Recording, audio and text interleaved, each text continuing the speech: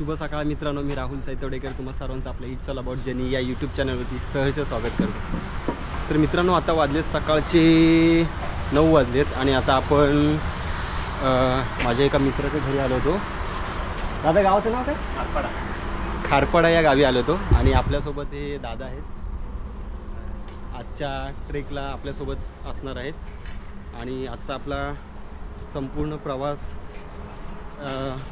या दादाच्या घराच्या इथून होणार आहे सुरुवात। मी सकाळी 6:20ला घर सोडलं होतं, त्याच्यानंतर मी इथे दादाच्या इथे आलो होतो। आत्ताच दादाच्या इथे आपला चहा वगैरे झालं आहे आणि आता आपण पुढच्या प्रवासाला इथून निघणार आहोत।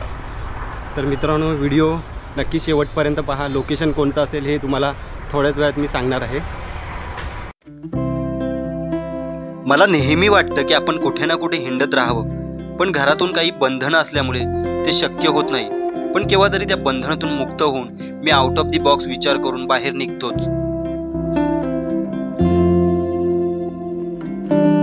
आजही मी अशाच एका नव्या प्रवासाला निघालो होतो, सोबत आणखी एका भटक्याला घेऊन। प्रवास तर माझ्या घरातून म्हणजे दिव्यातूनच चालू झाला होता, परंतु सकाळी प्रचंड पाऊस होता, त्यामुळे शूट करणं शक्य झालं नाही। आपण नेहमी विचार करतो मी हे करेन किंवा मला ते करायचं आहे, परंतु त्याकरता प्रयत्न करत नाही। ॲटलिस्ट एक पाऊल तरी त्या दिशेने उठवलं तरी बाकीचे पाऊलं आपोआपच त्या दिशेने जातात। महत्त्वाचं आहे त्यासाठी प्रयत्न करणं। प्रत्येकाच्या आयुष्यात काही ना काही स्ट्रगल असतातच, पण कठीण परिस्थितीला सामोरं जाऊन स्वतःला जो सिद्ध करतो तोच यशस्वी होतो आणि मला वाटतं आपण प्रत्येकाने हे यश संपादन केलं पाहिजे।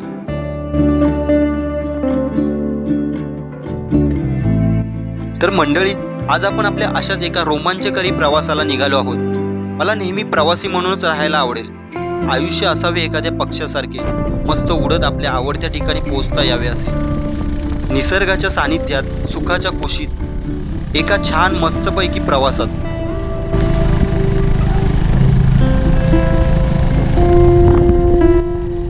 जीवनाच्या प्रवासात प्रत्येक वाटेवर नवनवीन व्यक्ती आपल्याला भेटत जातात।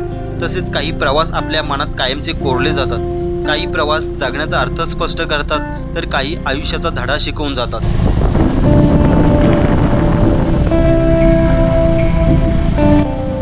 प्रत्येक प्रवासामागे काही ना काही रहस्य दडलेले असते, फक्त त्या क्षणाला जगता आले पाहिजे। जीवन हे धावणाऱ्या एका क्षितिजाच्या मृगजळाप्रमाणे अगदी अनमोल आहे, त्यामध्ये प्रवासाचा बहर हा असलाच पाहिजे।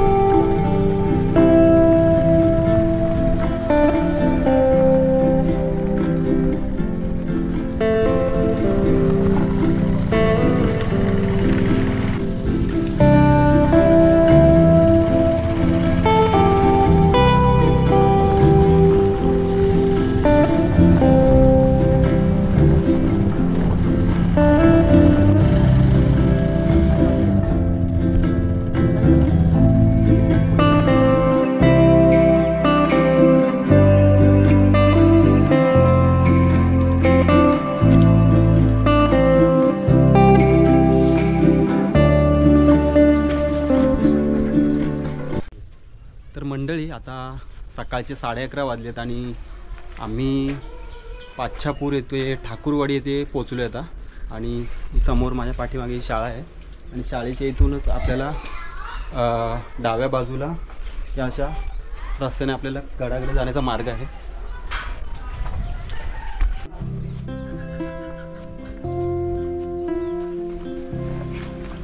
तर मित्रांनो, गडावर जाण्याचा हा एकमेव मार्ग आहे या ठाकूरवाडीतून.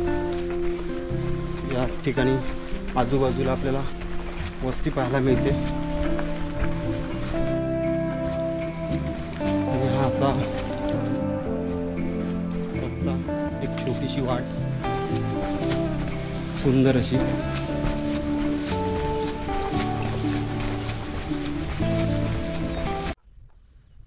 नमस्कार मंडळी. तर आता वाजले आहेत 11 वाजले आहेत आणि आपण सुधागडच्या पायथ्याशी आलो होतो.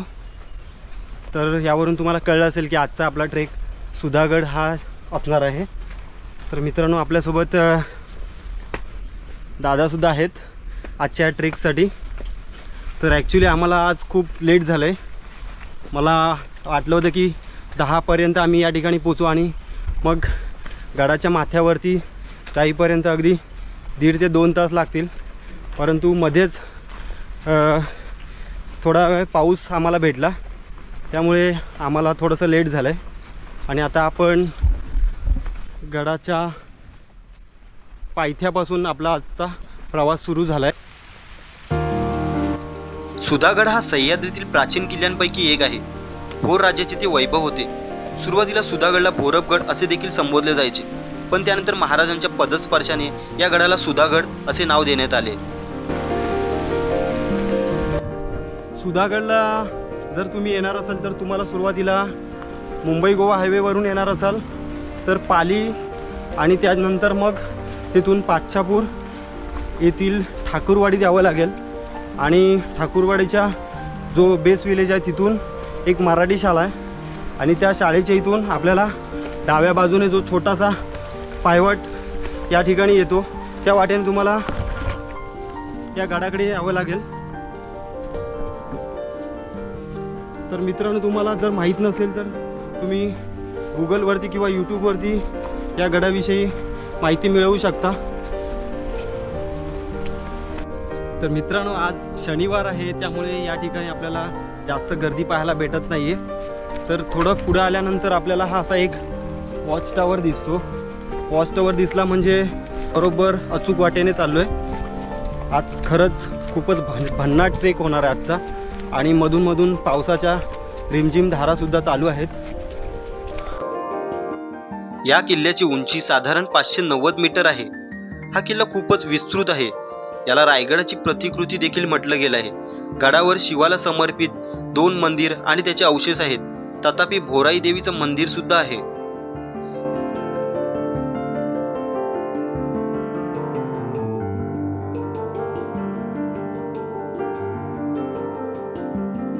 गडावरील परिसरात विखुरलेले 2 तलाव, एक मोठा वाडा, धान्य कोठार आणि काही थडगे आहेत.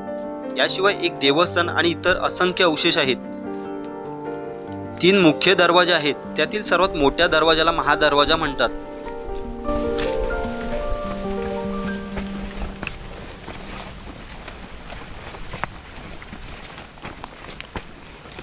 मंडळी, 10 ते 15 मिनिटाचा ट्रेक करून झाल्यानंतर आपल्याला हा पहिलाच माझ्या पाठीमागे बघू शकतो, पहिलाच सीडी पॅच लागतो. चलो फिर.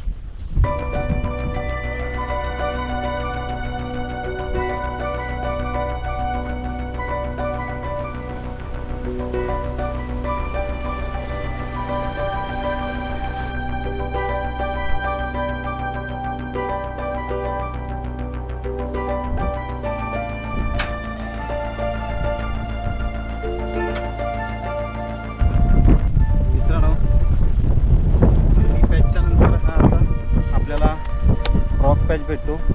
हा पूर्ण कातळात खोदलेल्या ह्या छोट्या छोट्या पायऱ्या आणि समोर हा नजारा. हा हा हा हा काय वातावरण आहे मित्रांनो, पाहू शकता तुम्ही. आणि ती समोर नदी आहे.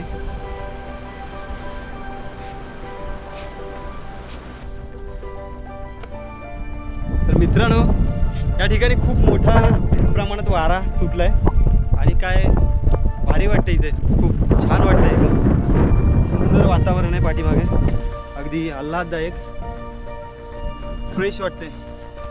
सुधागड खूप दिवसांपासून आपल्या लिस्टमध्ये होता आणि आज आपण या गडावरती आलो सुद्धा. आज आपण हा संपूर्ण गड फिरणार आहोत, एक्सप्लोर करणार आहोत आणि त्यासोबत गडावरच्या ज्या ऐतिहासिक वास्तू आहेत, त्याच्यानंतर जी काही मंदिरं आहेत ती आपण या व्हिडिओमध्ये एक्सप्लोर करणार आहोत. याशिवाय आपण गडाचा इतिहाससुद्धा जाणून घेणार आहोत. तर मित्रांनो, थोडं पुढे आल्यानंतर आपल्याला पुन्हा हा असा वाला पॅच दिसतो आणि खूप छान वाटते. मोठ्या प्रमाणात या ठिकाणी वारासुद्धा आहे, त्यामुळं तुम्हाला ट्रेक केल्याचा थकवा जाणवत नाही, ही महत्त्वाची गोष्ट. आणखी एक गोष्ट मित्रांनो मी या ठिकाणी पाहिली ती म्हणजे खालच्या आम्ही पायथ्यापासून जेव्हा ट्रेक चालू केला होता त्या ठिकाणी आम्हाला अनेक प्रकारची विविध प्रकारची जी फुलपाखरं असतात ती मी झाडांवरती बसताना पाहिली होती. म्हणजे हे एक मला वाटतं या ठिकाणी फुलपाखरांचा खूप जास्त मोठ्या प्रमाणात वावर आहे. खाली पायथ्याच्या खूप मोठ्या प्रमाणात जंगल आहे, झाडी आहे, तुम्ही पाहू शकता उंच झाडं आहेत या ठिकाणी. मित्रांनो, ही अशा प्रकारची रेलिंग लावले आणि याच्या खाली तुम्ही बघू शकता किती उंच भाग आहे. खूप रिस्की पॅच आहे, त्यामुळे इथून चढणं खूपच कठीण असल्यामुळे ही अशा प्रकारची रेलिंग लावली, त्यामुळं आपण इझिली वर जाऊ शकतो.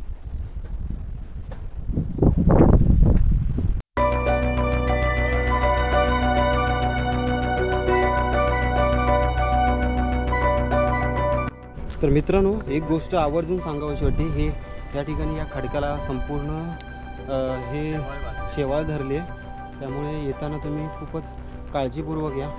कारण हा सीडी पॅच झाल्यानंतर हा अशा प्रकारचा खडक लागतो आणि संपूर्ण दगडाला शेवाळ धरले. पाय घसरण्याचे चान्सेस खूप मोठ्या प्रमाणात आहेत.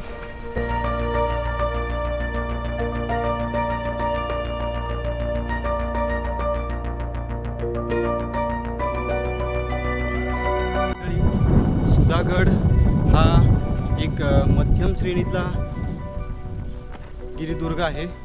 त्याचप्रमाणे हा गड एकूण 590 मीटर उंचीचा आहे, म्हणजे अगदी पायथ्यापासून माथ्यापर्यंत. तर मित्रांनो, हा गड विस्ताराने खूपच मोठा आहे. याला प्रति रायगडसुद्धा म्हटलं गेलं आहे, कारण हे असंच आहे. कारण वरती गडावरती एक प्रकारचा टकमक टोकसुद्धा आपल्याला पाहायला मिळतो आणि त्या ठिकाणचं जे महादरवाजा आहे जो दुमुखी पद्धतीचा आहे, जो की आपला रायगडावरती सुद्धा दुमुखी प्रकारचा दरवाजा आपल्याला पाहायला मिळतो. असं म्हटलं गेलं आहे की सुधागडला देखील एक स्वराज्याची राजधानी करण्याचा मानस होता छत्रपती शिवाजी महाराजांचा. सुरुवातीला या गडाला भोरबगड असे देखील म्हटलं गेलं होतं, परंतु छत्रपती शिवाजी महाराजांच्या पदस्पर्शाने या गडाचं नाव सुधागड ठेवण्यात आलं होतं. मंडळी, एक 15 मिनिटाचा ट्रेक पूर्ण झाला आहे आणि या ठिकाणी आपल्याला लिंबू सरबत मिळाले. दादा आणि मी घेतो आता या ठिकाणी. तर एक थोडा विश्रांती घेऊन आपण या पुढचा ट्रेक करणार आहोत.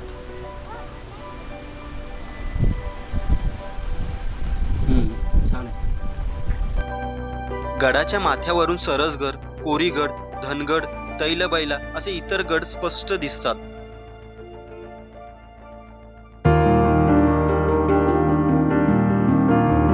सुधागड या किल्ल्याला ऐतिहासिक आणि भौगोलिक महत्त्व खूप आहे. या गडाचे नाते पार भृगु ऋषींपर्यंत जोडले गेले आहे. पुराणात भृगु ऋषींनी येथे वास्तव्य केल्याचे उल्लेख आढळतात. या ठिकाणी साधना करून भृगु ऋषींनी भोराई देवीची स्थापना या गडावर केली आणि म्हणूनच या गडाला भोरबगड असे म्हणत. भोर संस्थानातील सर्वात महत्त्वाचा किल्ला म्हणून भोरबगड ओळखला जाई. भोराई देवी ही भोर संस्थानाची कुलदेवता आहे.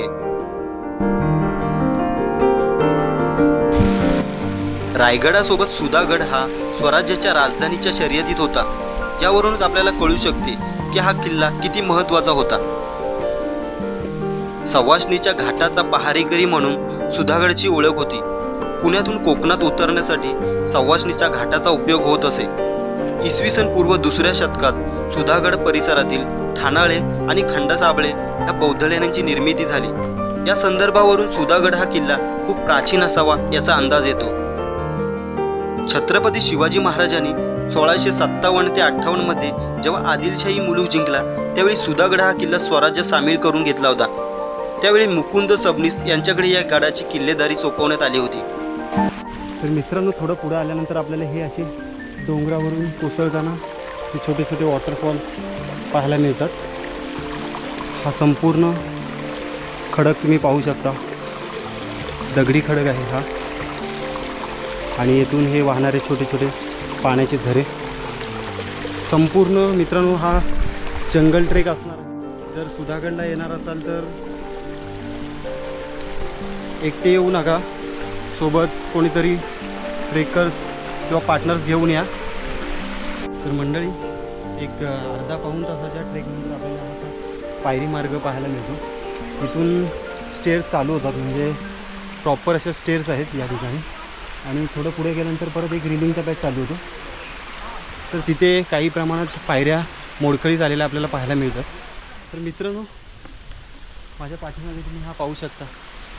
हा संपूर्ण ही तटबंदी आहे गडाची, खूपच उंच उंच तटबंदी आहे. आणि इथून हा पायरी मार्ग चालू होतो. इथून त्या पूर्ण खडकावरून पाण्याचे छोटे छोटे ओढे वाहत आहेत. बघायला किती सुंदर वाटते बघा मित्रांनो. आणि इथलं वातावरण तुम्ही पाहू शकता. आताही या ठिकाणी मोठ्या प्रमाणात पाऊस पडतो आहे आणि या ठिकाणी खूप कमी पर्यटक असल्यामुळे खूप छान वाटतं आहे. जो निसर्गाचा आनंद घ्यायला हवा तो अगदी मुक्तपणे घेता येतो आहे.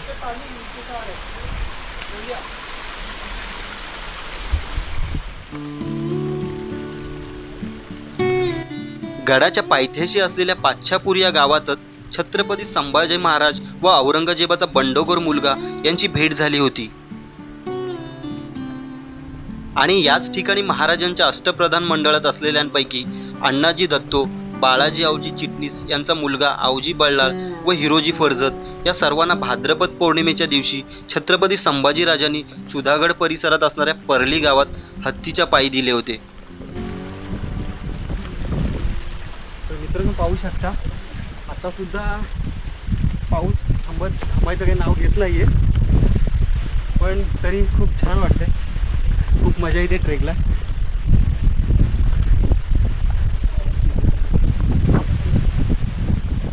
सुधागडला आल्याचं खरंच समाधान झालं.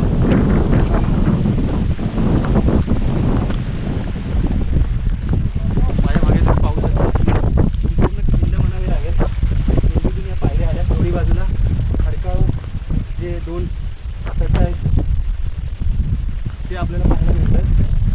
आणि माझ्या मागे हा वरती आता गडाचा मला वाटतंय एक छोटासा दरवाजा लागतोय. खूप भारी वाटतंय. तुम्ही या पावसाळ्याच्या दरम्यान येणार असेल तर कृपया करून स्वतःची काळजी घेऊन घ्या. माझ्या मागे तुम्ही पाहू शकता की खूप मोठ्या प्रमाणात वारा देखील सुटला आहे. आणि इथलं वातावरण संपूर्ण ढगाळ, संपूर्ण धुक्यानं भरलेलं आहे.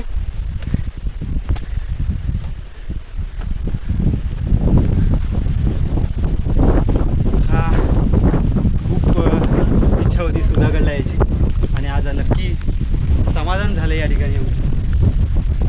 पाठीमागं तटबंदी आहे, अजूनही सुस्थितीत आहे, आपल्याला पाहायला मिळते. मित्रांनो, आता आपण चिलखती बुरुजावरती येऊन पोहोचलोय. हे माझ्या पाठीमागे तुम्ही पाहू शकता. संपूर्ण बुरुजावरती धुक्यानं पांढरी चादर पांघरलेली आहे आणि पाऊसही खूप आहे या ठिकाणी. आता आपण वरती आलो तो चिलखती बुरुज आहे. हा हा हा, अगदी आल्हादायक वातावरण आहे या ठिकाणी, सुंदर.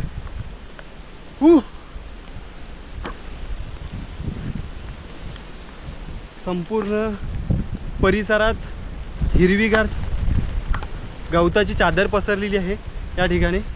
तर मंडळी, तो माझ्या पाठीमागे पाहताय तो चिलखती बुरुज आहे आणि तेथे जायला आपल्याला ही अशी एक निसरडी वाट आहे, छोटीशी निमुळती होत गेलेली. त्यामुळे तुम्ही शक्यतो त्या ठिकाणी पावसाळ्यात येणार असाल तर जाणे टाळा.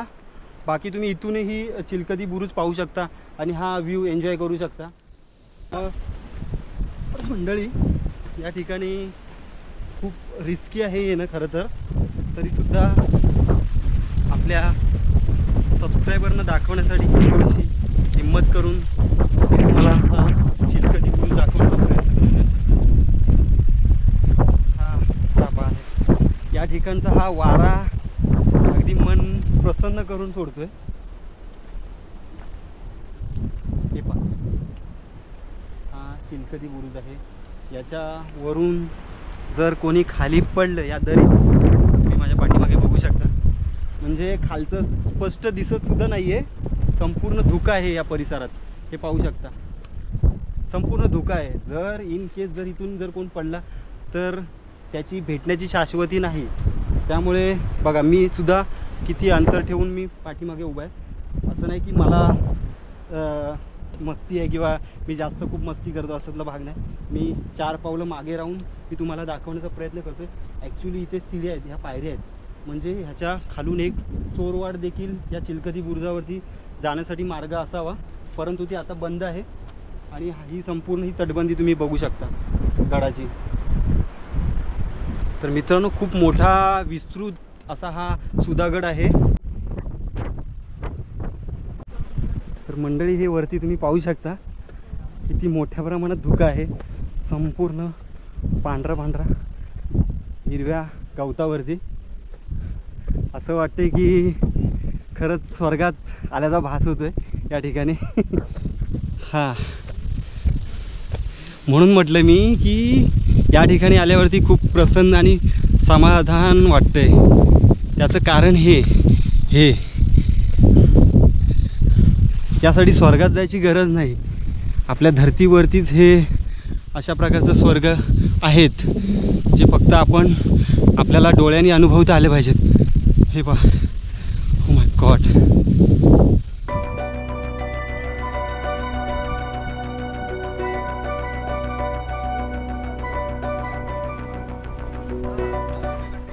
मित्रांनो, या ठिकाणी थोडीशी स्लिपरी आहे. आता माझे शूज आहेत ते ॲक्च्युली रबरचे असल्यामुळे ते प्रॉपर अशी ग्रीप या स्टोनवरती किंवा या दगडावरती धरत आहेत. सो तुमचेसुद्धा शूज या ठिकाणी प्रॉपर ग्रीपवालेच असायला हवेत, नाहीतर मग तुम्ही डायरेक्ट या ठिकाणी त्या दगडावरती तोंडावरती पडाल.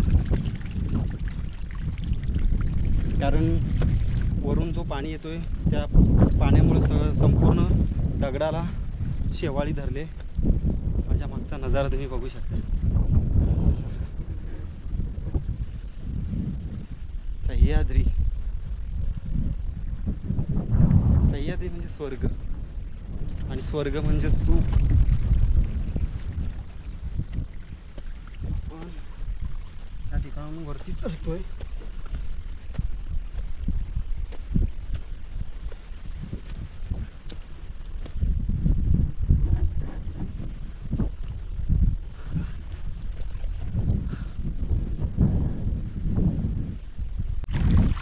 मंडळी, आता दुपारची वेळ झाली, त्यामुळे आम्ही आता निहारी करायला बसलोय. दादाने काय आणलं दादा?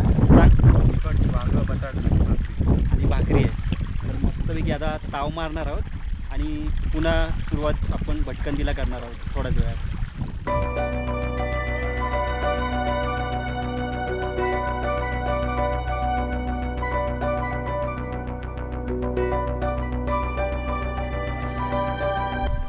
तर मंडळी, आता पोटपूजन आपलं झालेलं आहे आणि आता आपण परत आपल्या भटकंतीला सुरुवात करणार आहोत. आत्ता आपण अजूनही महादरवाजापर्यंत आपण पोचलो नव्हतो. सकाळी मी नाश्ता केला नव्हता, खाली चहा घेतला होता, त्यामुळे पोटात कावळे ओरडत होते. त्यामुळे आणि आपल्याला इतक्या उंचावरती यायचं, ट्रेक करायचं आहे तर पोटात काहीतरी जायला हवं. त्यामुळे आम्ही आधी आमची जी भाजी आणि भाकरी होती ती आम्ही पोटात ढकलली आहे. आता आपण पुन्हा रिस्टार्ट झालं आहे आपलं आणि आता पुन्हा आपल्या प्रवासाला आपण सुरुवात करूया. तर आता या ठिकाणी आल्यानंतर आपल्याला उजव्या बाजूने आपल्याला गडाकडे जायचं मार्ग, एक छोटीशी वाट गेली तर त्या वाटेने जायचं आहे.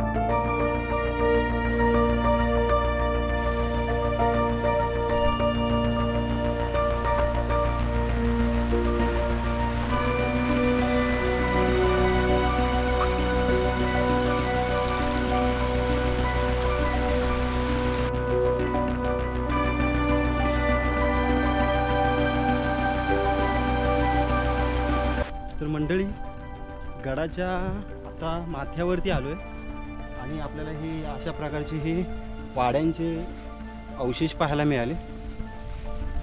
तर या ठिकाणी फार पूर्वी घरं किंवा राजवाडे असावेत.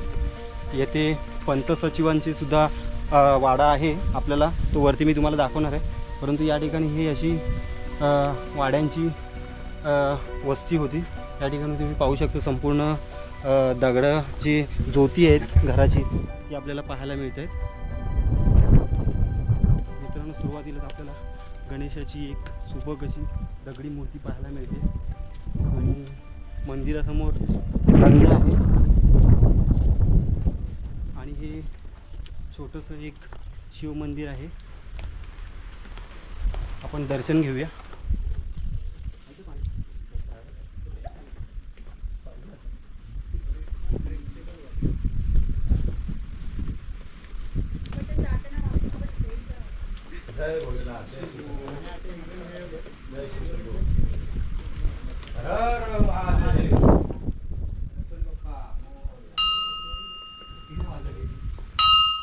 तर मंडळी, आता बरोबर महादेव मंदिराच्या पाठीमागे आपल्याला हे कमळतळे पाहायला मिळते.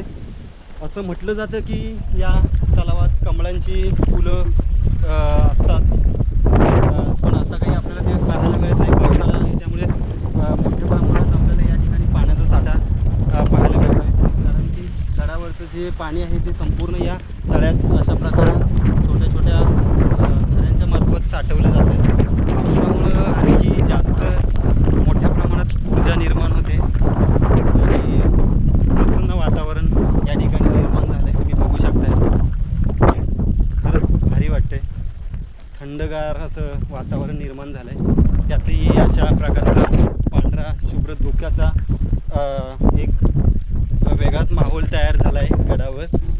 त्यात पर्यटकांची गर्दी खूप फार कमी असल्यामुळे आणखी या ठिकाणी भटकंती करायला मजा येते. मंडळी, महादेव मंदिराच्या इथून आपण थोडं पुढे आल्यानंतर अगदीच जो तलाव होता त्याच्या बरोबर उजव्या बाजूने आलं तर आपल्याला हे अशा प्रकारचे दगडावरती असे बाण दिशादर्शक दाखवलेले आहेत. त्यामुळे तुम्ही जर चुकलात इन केस तर आधी सुरुवातीला महादेव मंदिर गाठायचं, कारण संपूर्ण गडावरती धुकं पसरलं आहे आणि आपल्याला 1 किलोमीटरपर्यंत अगदी काहीच दिसू शकत नाही. त्यामुळे हे अशा प्रकारचे जे चिन्ह किंवा आणखी खुणा असतील गडावरती तर त्याकडे जास्त लक्ष द्या. तर मंडळी, कमल तलाव आणि ज्या महादेव मंदिराच्या इथून थोडं पुढे आलं तर आपल्याला या ठिकाणी पाण्याच्या टाक्या पाहायला मिळतात. परंतु त्याच्या आधी आपल्याला ही अशी वाड्यांचे अवशेष पाहायला मिळतात. मंडळी, आता आपण चोरदिंडी पाहायला आलो आहोत. परंतु या ठिकाणी आपल्याला इथे एक पाण्याचं छोटंसं टाकं पाहायला मिळतं, हे पहा. आणि इथून आपण गडाच्या तटबंदीवरती आलो आहे. माझ्या पाठीमागे पाहू शकता तुम्ही, संपूर्ण उंच तटबंदी आहे. मित्रांनो, हे अशा प्रकारचं स्ट्रक्चर आहे या तटबंदीवरती आणि इथून हा शिडी मार्ग आहे वरती जायला.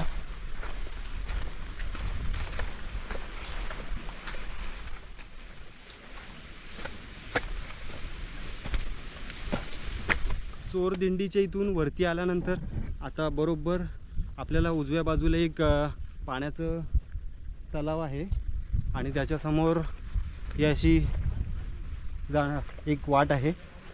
बघूया आपल्याला आतमध्ये कोणत्या प्रकारची वास्तू पाहायला मिळते. तर मंडळी थोडं पुढे आल्यानंतर आपल्याला हे अशा प्रकारचं एक छोटंसं कौलारू मंदिर पाहायला मिळालं. मला माहीत नाही तिथे कोणती मूर्ती आहे. जर तुम्हाला माहीत असेल तर प्लीज कमेंट करून सांगा. तर मंडळी आता आपण आलो आहे भोराई देवीच्या मंदिराजवळ आणि हे पाठीमागे भोराई माताचं मंदिर आहे आणि त्याच्यासमोर हे आपल्याला अशा काही विरगळी पाहायला मिळतात. हे वीरस्तंभ आहेत. आणखी काही वीरस्तंभ आपल्याला ह्याच्या पाठीमागे आहेत ते मी तुम्हाला दाखवतो. विरगळी म्हणजे मित्रांनो पूर्वी काळी जे मावळे जे सैनिक वीरमरण ज्यांचं व्हायचं त्यांच्या स्मृती चिन्ह म्हणून हे अशा प्रकारचे त्या काळी विरगळी तयार करण्यात येत असत. त्यांच्या आठवणींसाठी त्यांच्या आठवणींना उजाळा देण्यासाठी जे आज आपण समाधी म्हणतो त्याच प्रकारचे समाध्या या ठिकाणी आपल्याला पाहायला मिळत आहेत. अशा अनेक आहेत या जागी आणि या ठिकाणी पिंपळाचं झाड आहे अगदीच भोराई देवीच्या मंदिराच्या बाजूला. ठिकाणी या विरगळीवरती तुम्हाला ही छोटी छोटी नक्षीकाम केलेल्या काही विरगळी पाहायला मिळते. त्याच्यामध्ये काही ठिकाणी लढाईच्या ज्या छोट्या छोट्या गोष्टी होत्या त्या याच्यामध्ये नमूद केलेल्या पाहायला मिळतात. तुम्ही पाहू शकता. एक फलक आपल्याला पाहायला मिळतो अज्ञात वीरांच्या समाध्या. म्हणजे मी तुम्हाला मगाशीच सांगितलं की जे फार पूर्वी लढाईमध्ये जे वीर पुरुष जे मावळे मरण पावायचे त्यांच्या स्मृती म्हणून या अशा विरगळी तयार करण्यात आल्या होत्या. या सुधागडावरती अशा विरगळी बऱ्याच मोठ्या प्रमाणात पाहायला मिळाल्या आपल्याला. थोडं पुढे आल्यानंतर आपल्याला मारुतीरायाचं मंदिर आपल्याला पाहायला मिळतं आणि इथून थोडं पुढं खाली गेल्यानंतर आपल्याला महादरवाजा पाहायला मिळणार आहे. तर आपण आता दर्शन घेऊन महादरवाजाला आपण पाहायला जाणार आहोत. की अशा प्रकारची वाट महादरवाजाकडे जाते. तर तुम्ही मान्सूनमध्ये पावसाळ्यात येत असाल तर खूपच सावधपणे काळजीपूर्वक या ठिकाणाहून उतरा. कारण जर दगडावरून जर पाय घसरला तर डायरेक्ट डोक्याला मार लागू शकतो.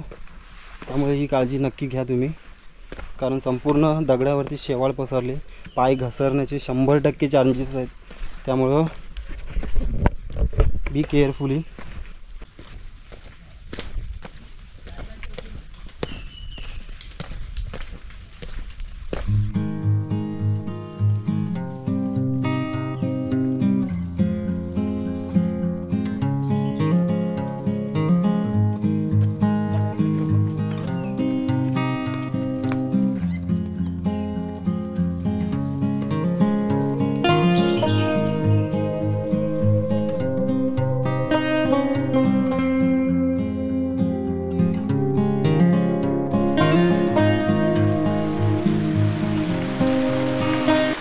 आता आपण आलो आहोत सुधागडच्या महादरवाजाजवळ आणि तुम्ही पाहू शकता माझ्या पाठीमागे संपूर्ण तटबंदीतून खोदून काढलेला हा महादरवाजा आणि या दगडी पायऱ्या आहेत.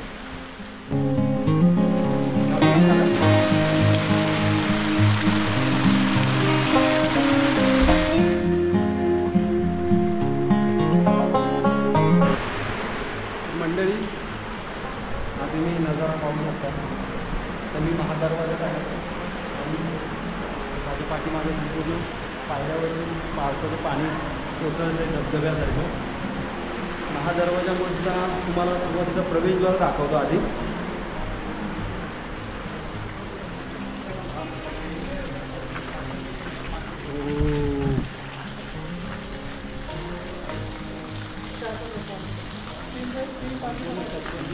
महादरवाजा आहे आणि हा भूमिती पद्धतीचा महादरवाजा पाहू शकता. जसा आपण रायगडावरती पाहिला होता सेम टू सेम तसंच त्याच प्रकारचा हा महादरवाजा. दोन्ही बाजूला आपल्याला दगडी तटबंदी पाहायला मिळते ही आणि खूपच उंच ही तटबंदी आहे. तुम्ही पाहू शकता बघा दोन्ही बाजूला सेम तशीच आहे दगडी तटबंदी.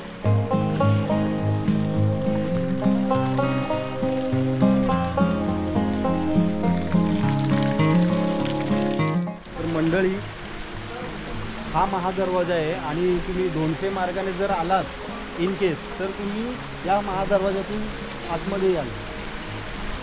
हा 200 मार्गाने किल्ल्यावरती येणारा दुसरा मार्ग आहे. याच्या खाली सुद्धा आपल्याला तानाजी टाके आणि हनुमान मंदिर पाहायला भेटेल. परंतु आपल्या आता वेळेचं नियोजन कमी असल्यामुळे आपण आता डायरेक्ट महादरवाजा करून आपण डायरेक्ट पंत सचिवांचा जो वाडा आहे तो पाहायला जाणार आहोत.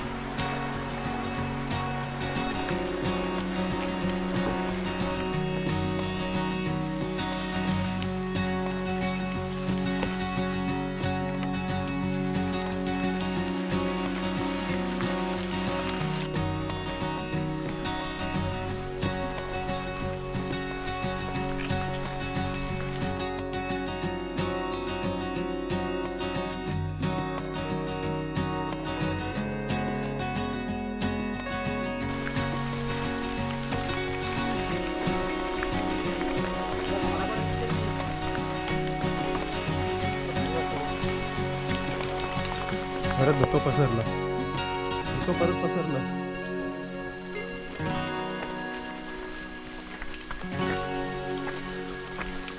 तर मंडळी सुधागडच्या या आपल्या ट्रेकमध्ये आपण सुरुवातीला चिलकधी बुरुज पाहिला, त्याच्यानंतर आपण महादेव मंदिर आणि कमल तलाव पाहिलं, त्यानंतर पाण्याच्या टाक्या पाहिल्या काही, त्यानंतर आता आपण भोराई देवीचं मंदिरसुद्धा पाहिलं आणि त्यानंतर आपण महादरवाजा पाहिला. अजून या साईडून डाव्या बाजूने टकमक टोकसुद्धा आहे, परंतु आता ते गडावरती संपूर्ण धुक्याने पसरलेल्या वातावरणामुळे आपल्याला टकमक टोक पाहता येणार नाही आहे. त्यामुळे आपण आज टकमक टोक पाहायला जाणार नाही आहोत. त्या व्यतिरिक्त आपण बराचसा भाग गडावरचा जो पाहायचा होता, ऐतिहासिक वास्तू ज्या आपण पाहायच्या होत्या त्या सर्व पाहून झाल्यात. तर मित्रांनो, आता आपण गड उतरायला घेणार आहोत.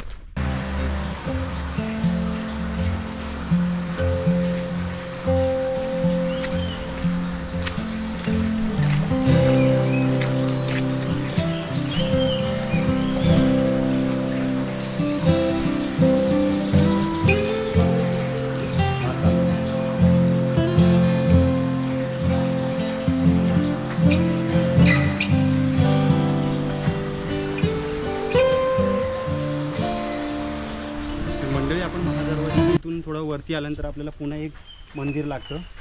आतमध्ये शिवाची पिंड आहे, आपलं दर्शनसुद्धा झालेलं आहे. आणि या ठिकाणी एक आणखी भगव्या लेपात एक मूर्ती आहे. तर मला तरी या मूर्तीचं अजून काही समजलं नाही कोणत्या देवाची आहे, परंतु तुम्हाला जर माहीत असेल तर नक्की कमेंट करून सांगा. मंदिरासमोर नंदी आहे, म्हणजे शिव मंदिर नक्कीच आहे. आणि हे आतमध्ये या छोट्या छोट्या मूर्त्या आहेत, अनेक देवी देवतांच्या मूर्त्या आहेत, परंतु समोर ही शंकराची पिंड आणि शिवलिंग आहे.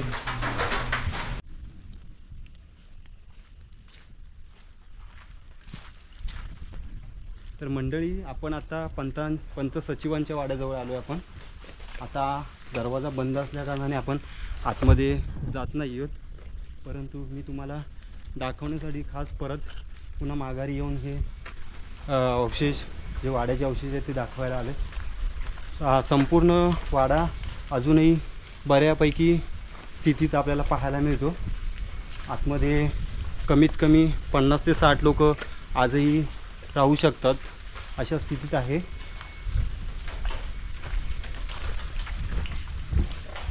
माकड आहे बघा वरती, आवाज करतोय, आम्हाला धमकी देतोय, निघा इकडून, लवकरात लवकर निघा असं सांगतोय. बाबा निघतो जातो. Bye bye bye bye. तर फायनली आपला संपूर्ण सुधागड फिरून झालेला आहे. आता मित्रांनो आपण गड उतरायला सुरुवात करणार आहोत. तर मित्रांनो सुधागड हा खूपच मोठा विस्तृत गड आहे. आपल्याला वाटतो तितका लहान नाही आहे तो. कमीत कमी 2 ते 2.5 तास लागतात संपूर्ण गड फिरायला. जर तुम्हाला टकमक टोक पाहायचं असेल तर महादरवाजापासून कमीत कमी अर्धा तास तरी टकमक टोकाकडे जायला आणि अर्धा तास यायला, असं संपूर्ण 1 तास तुम्हाला द्यावा लागेल. त्याशिवाय जरी महादरवाजाच्या खालून जर तुम्ही तानाजी टाकं आणि गणेश मंदिर पाहायचं असेल तरी तुम्हाला पुन्हा अर्धा तास द्यावा लागेल. म्हणजे संपूर्ण 3 ते 3.5 तास संपूर्ण गड फिरायला खूप झाला. तर मित्रांनो तुम्ही येणार असाल तर कृपया सकाळी या, म्हणजे तुम्हाला संपूर्ण गड व्यवस्थितरित्या पाहता येईल. आम्ही जवळजवळ 1-1.5 वाजता आलो होतो, त्यामुळे आम्हाला पुरेसा वेळ नसल्याकारणाने आम्ही खूप घाई करून पटापट गड पाहण्याचा प्रयत्न केला होता आणि मी तुम्हाला दाखवण्याचा सुद्धा प्रयत्न केला या व्हिडिओमार्फत. तर मित्रांनो तुम्हाला ही माहिती आणि गडाविषयीचा हा संपूर्ण इतिहास कसा वाटला हे नक्की कमेंट करून सांगा. तुर्तास मी राहुल सैतवडेकर इथेच थांबतो. धन्यवाद.